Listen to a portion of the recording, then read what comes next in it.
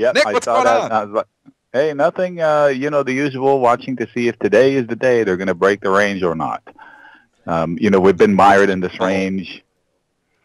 Yeah, we've been mired in this range, and we just need a catalyst. And this week we could have a couple of things that could be actually. One are the earnings. They're coming out.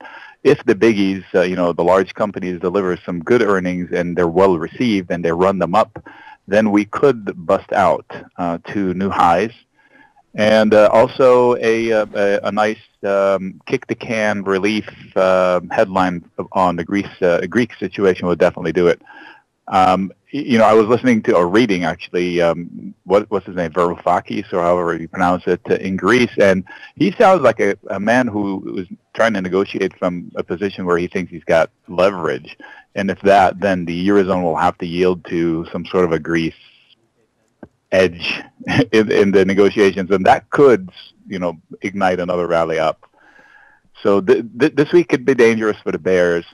The ranges are still the same. We're still mired between 2050 and 2100, 2110, as far as where the expectations lie. But we could break out with a couple of catalysts. Nick, what do you make of this yo-yo action that we had on Friday? We went down, because of the Chinese market when the Chinese market was actually closed, and then rallied straight back up. I mean, it's not the healthiest price action, but how do you fight it? How do you fight the tape of something when it comes bouncing back like that? It's hard to do the short-term trades. That's why I keep telling the members and all my friends and family that why do you want to do it? I mean, you could get down behind the sandbags and on the front lines, or you could learn how to do it relatively safely from a safe distance. I've said this many times. I pick boring trades because in what I do, boring is pretty good. I don't want to fight the front lines, even though I have conviction in my more bearish than bullish position. I'm not forecasting markets to fall, but I see the lack of exuberance. I mean, where is the catalyst coming from? All the catalysts have been relief. The Friday news or the Sunday, Monday, whatever you want to call it, the Chinese QE move is bullish fundamentally speaking because they're going to do a QE. However, the reaction in their own markets was minus 2%, I think, which is not very encouraging. And I think the last time they did a QE over there, we had a bigger move here in the market. So it was a combination of a relief pop and a pop on QE news. And I thought we needed to see follow through. So today is important how we go with it. And so it's like schizophrenic moves over there. First they tighten one thing and then they loosen another. So I think they see bad growth as far as the economy is concerned, but they're also concerned on run-up huge frothy markets. I mean, their markets are parabolic. If you look at the ramp, it looks like the 1999 situation almost. So there is concern over there. I have concerns over there because of how I see them being the Chinese officials manipulating their markets. And manipulating is not overusing a word. The whole globe is manipulating one thing or another. It's just incredible. Okay, let's get to some of the earnings plays here. First of all, let's go to IBM here. A little bit of trouble now, trading down to $1.66. The report it was good, beating the actual headline number, but missed on the revenue. You think this successive, 13, 14 quarters in a row of lower revenue that's weighing on the street this morning? IBM, I did a Costanza yesterday. You know me, I don't invest into earnings. I do play some lottery tickets. I spend a few $100 in order to participate. And I wanted to participate with puts, and I pulled the Costanza last minute, and I went with calls just because I have no conviction in how the markets are going to react, regardless of the numbers. It's amazing how many, quote, passes we give IBM. I mean, this company has proven itself to be nothing right now. Nobody knows what they're doing. This Watson thing, whatever the heck it is this artificial intelligence? I don't know. It's confusing as to what they're doing, and the market is confused, and I think the price action shows it. I thought if it breaks out of this zone of 166-ish, it had a chance at filling the gap, which would have gotten it to 180. Unfortunately, they didn't do that. They started to do that after hours. I think the first spike was like 171. So I'm not compelled to chase it any which way or another. If I see it breaking down, maybe I'll I'll take some puts. But at this point, it's just a boring trade that's getting more boring by the minute. And I think the markets are confused. Okay, let's do a little look back here. The Netflix, we talked about that before the big number. You had talked about both scenarios in it. How did you end up playing it, and what are you looking at now in Netflix? Netflix, I had a short in it via debit put spreads that got a little green on the day before they reported. So I thought to myself, you know what, I have too many shorts on. So I booked a little green, something not worth mentioning. So I figured a little green better than losing the lottery. So I got out just before good job. So, and then it ran up and boom, exploded. It's technically a breakout with the earnings above 525, and it's a deserving of step back and let's see what the market wants to do. I have a few friends that told me, okay, what about a 615, 620 credit call spread? I said, sure. In theory, it sounds good. It pays, I think, 50, 60 cents. And so that's a nice, healthy risk as far as yield on the How risk. far out money. you got to go to get that? May, I think it was. Sometime in May, I don't remember exactly the strike, but you can find it there if you do some research. But the problem with that, Joel, Dennis, is that what if they come out and say, okay, it's official, we are splitting? Then people will chase it. You're right. There are easier shorts. Why do I need to put myself in the face of headlines? True. The headlines are the enemy of what I do. And I want to go during the earnings season. If they haven't reported yet, I prefer playing the indices. And what's an easier short there? You mentioned an easier short. What do you have on your short list? I'm just shorting the indices for now, and as they report, then I'll start putting credit put spreads or credit call spreads, depends on my sentiment on the company. So, for example, after the dust settle on Chipotle, I would probably set a trade. Chipotle is a good company that turns in excellent comps. So if they sell it, I will bravely step in with a credit put spread sometimes. And I will sometimes hesitantly put a credit call spread to make it an iron condor and generate even more, but very, very short term because it's a very well-liked company. I also would play Google once it reports, and if they punish it, I will probably step in with a credit put spread, but not before the earnings. The easier trade is set just after the earnings. After the earnings. You will still have premium confusion. You will still have somewhat elevated premium. Dennis, you mentioned the premiums suck just after the event, but immediate after the event, there is still confusion, and sometimes you get still clarity. A little bit of premium there. Yeah, especially in the direction in which the price moves. So if it does move down and you have conviction that certain levels will hold, then you can bravely step in and start a position with a credit put spread, for example, which is bullish, below the. As long as I see a range and as long as I see a clear level of resistance or support, I will put a credit spread there. Until then, I don't. I don't throw darts. I only put money in the face of places where I think it will survive. But here's the thing. What I do is credit spreads, right? So which is easier? Trying to figure out where the stock will go, which is one place, or trying to figure out where the stock will not go? Price, ticker, I should say, not just stock. It's easier to find all the places they won't go and try to sell spreads there.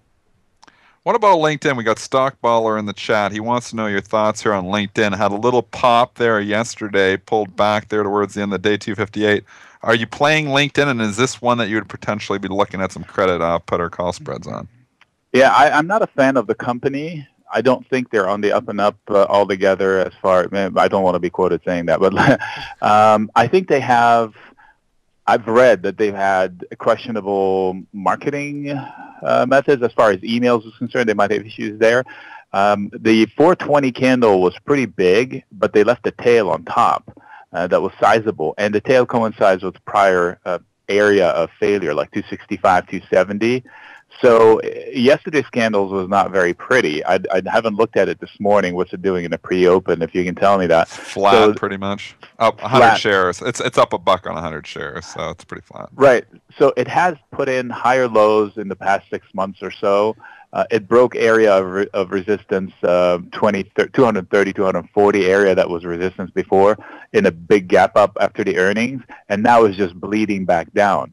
So it needs to find support at prior resistance, which is this level, 255 to 258.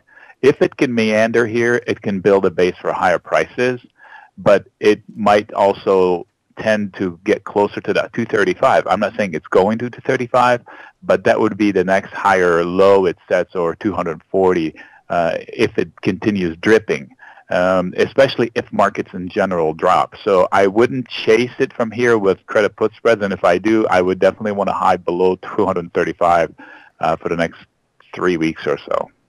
Brentster, can you break in with that news? We just heard a beep here, and I believe, Mylan, we've got confirmation that Teva is going to be bidding for them. That's right. Teva did just issue a release. They are confirming that they propose $82 per share in cash for Mylan.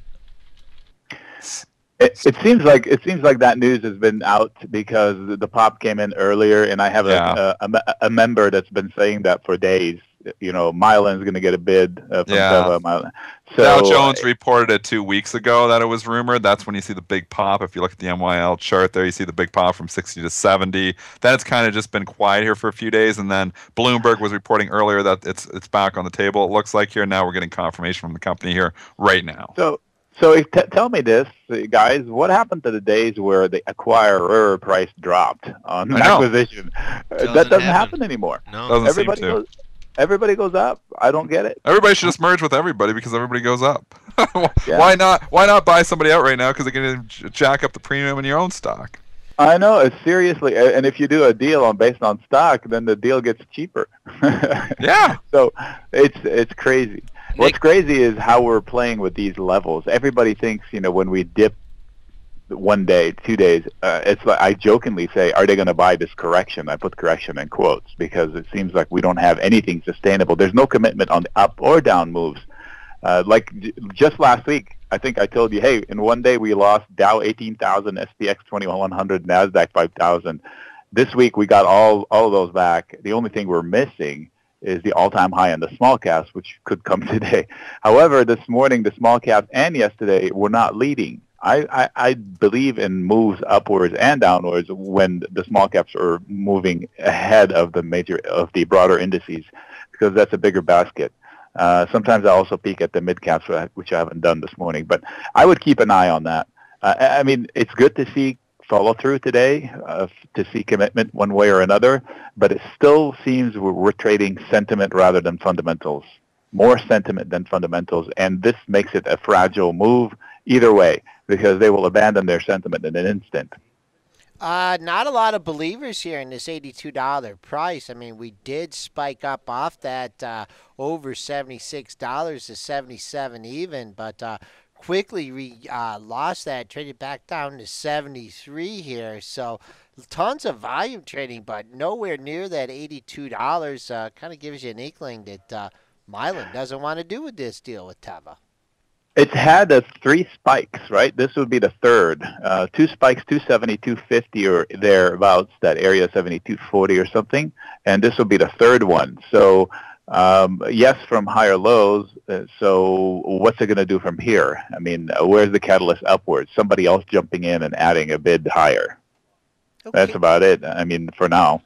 All right, we have some other earnings plays to look forward to for the remainder of the week, and one of them is Yahoo. And if we're looking at Yahoo, we have to look at Alibaba here. Let's start with Yahoo. Okay, Yahoo. I'm not a fan of the company itself because I kind of am confused as to, like, IBM. What do they do?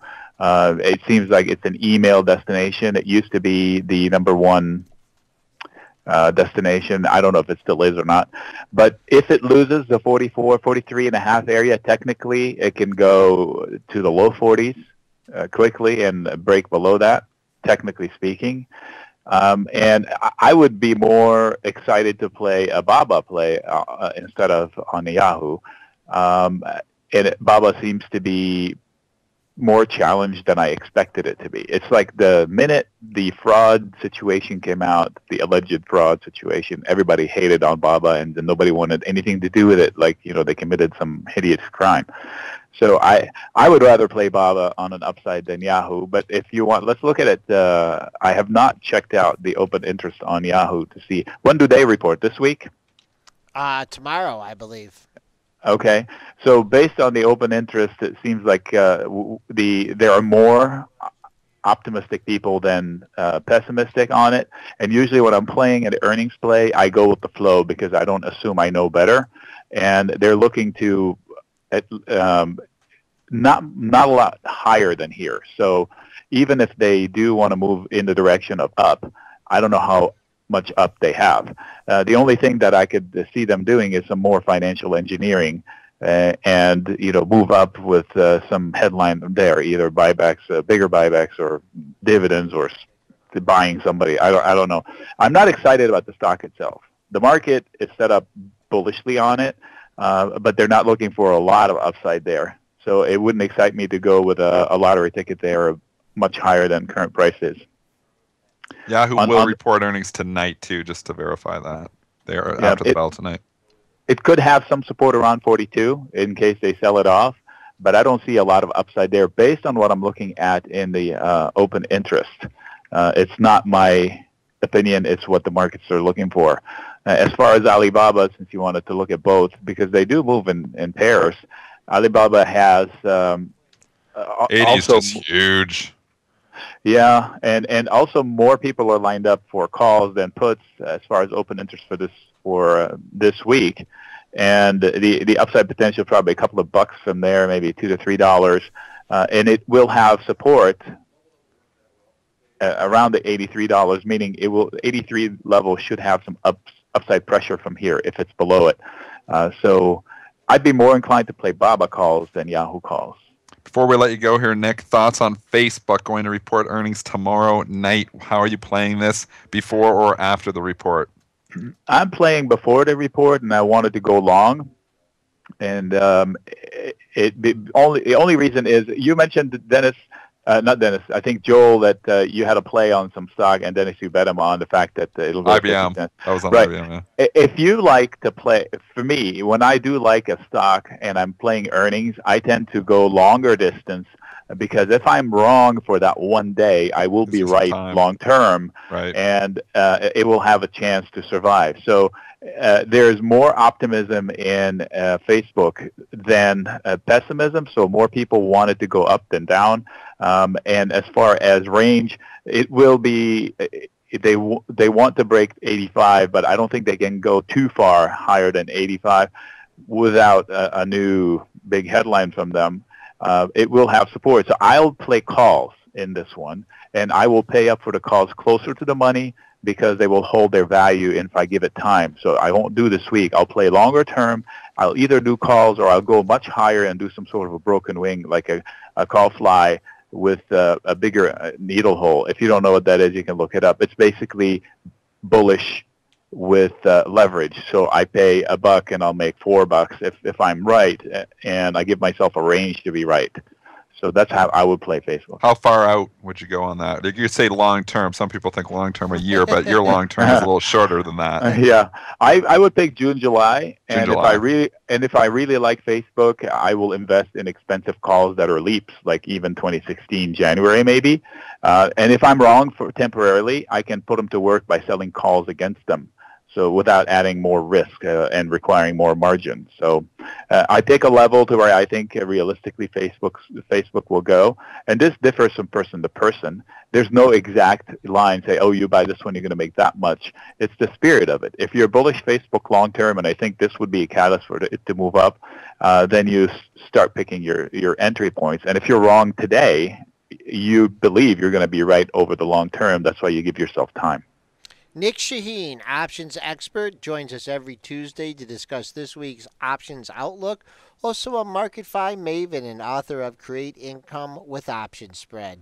Nick, as always, great to have you on. We'll speak to you again next Tuesday. Great to be here. Thanks, Nick.